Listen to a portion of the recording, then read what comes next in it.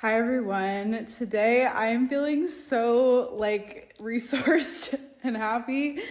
I feel like I'm so compelled to share. I think this is going to end up being a series because I'm being urged to share something very near and dear to my heart, which is I want to talk to you guys today about spiritual gift development and specifically the development of what we call extrasensory perception.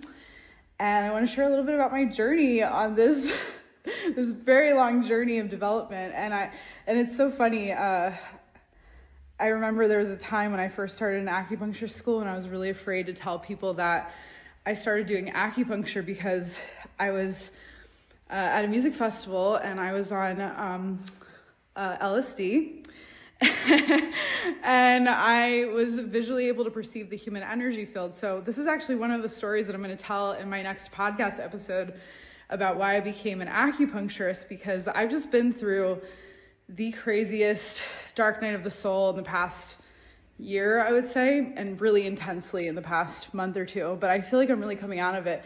But anyway, it's so funny. Today I was listening to this channeler, really cool channeler that was giving messages from deceased loved ones when I was getting ready to see my clients this morning.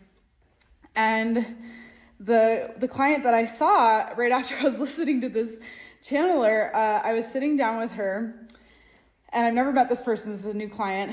And we started talking and asking her why she's there. She's telling me about this pain in her neck that's going down to her arm. And immediately, as she maybe told me in like a few sentences, maybe a few minutes in, and I had a distinct intuitive hit, you could call it, something I'm really familiar with after developing self-trust with myself, that I knew that it wasn't coming from me in my thoughts, but rather through me, through my spiritual team, my guidance team. And what they said was just one single word came into my awareness.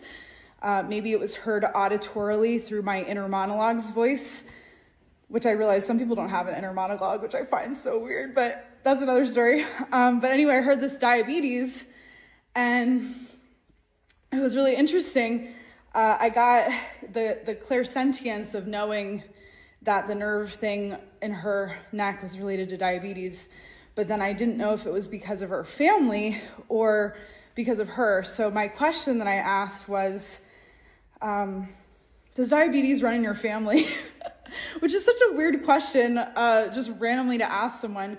But I trust myself, and I know when because I've been training myself to have the discernment and the ethics to channel in these types of things, because part of what I think I will end up teaching eventually is how to develop self-trust and how to know through that development of self-trust and relationship with self and the body, when something's coming from you, originating from your psyche, your ego, and when something's coming through as an emotional weather climate or a message from your guides, specifically someone who's working with you in your healing work, or in my case, like my artist mystic archetype.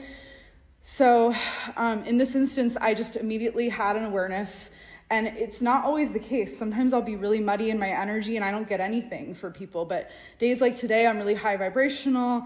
I feel really happy and clear. And so by the consequence of that, I was able to be like, oh, amazing, diabetes immediately.